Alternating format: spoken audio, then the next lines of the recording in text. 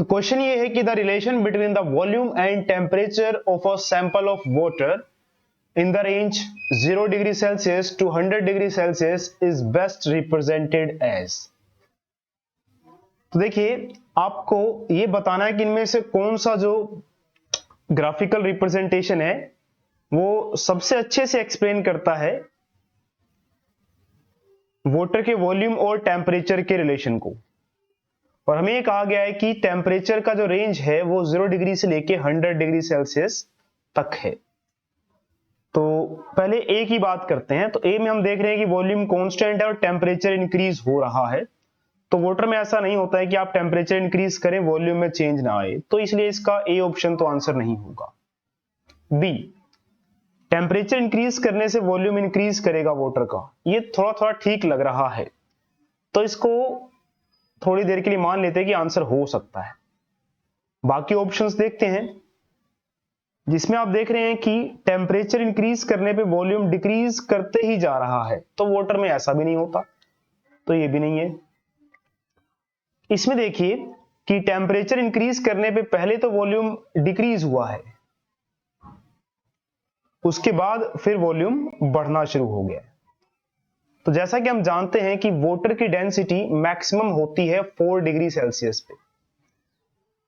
तो जब density maximum है तो उस समय वॉल्यूम क्या होगा, कम होगा ना। वॉल्यूम क्या होगा, मिनिमम, क्योंकि डेंसिटी और वॉल्यूम में इनवर्स रिलेशनशिप होता है। तो 4 डिग्री सेल्सियस पर वॉल्यूम क्या होगा, सबसे कम।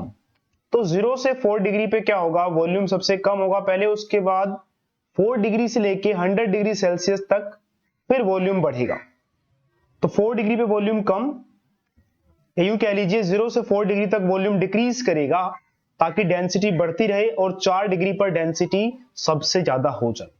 और फिर उसके बाद क्या होगा, उसके बाद जैसे जैसे हम टेम्परेचर इंक्रीज करेंगे तो वॉल्यूम इंक्रीज करेगा। तो इसके हिसाब से अगर देखा जाए तो देखिए डी वाला जो ग्राफ है वो सही से रिप्रेजेंट करता है कि पहले टेम्परेचर इंक्रीज किया, ये मान लो 4 डिग्री सेल्सियस है टेम्परेचर ये वाला, तो ये वाला टेम्परेचर हो गया 4 डिग्री सेल्सियस। तो 4 डिग्री सेल्सियस पे वॉल्यूम क्या होगा, सबसे कम, उसके बाद ये 0 डिग्री पे हो गया मान लेते हैं। वैसे ग्राफ थोड़ा सा इधर से होना चाहिए, चलिए कोई बात नहीं। ये 4 डिग्री हो गया हमारा, और उसके बाद जैसे जैसे टेम्परेचर इंक्रीज करेगा तो वॉल्यूम भी इंक्रीज करेगा। तो इसका करेक्ट आंसर देखिए बी वाला तो नहीं होगा, क्योंकि इसमें लगातार वॉल्यूम इंक्रीज ही कर रहा है। जबकि होगा क्या, बीच में 4 डिग्री सेल्सियस पर वॉल्यूम सबसे कम होगा। तो 0 से 4 पहले वॉल्यूम घटेगा और फिर वॉल्यूम बढ़ेगा। तो सबसे अच्छे से जो रिप्रेजेंट कर रहा है वॉल्यूम और टेम्परेचर रिलेशनशिप ऑफ वाटर वो डी ऑप्शन है। इसलिए इसका करेक्ट आंसर देखिए क्या हो जाएगा, डी।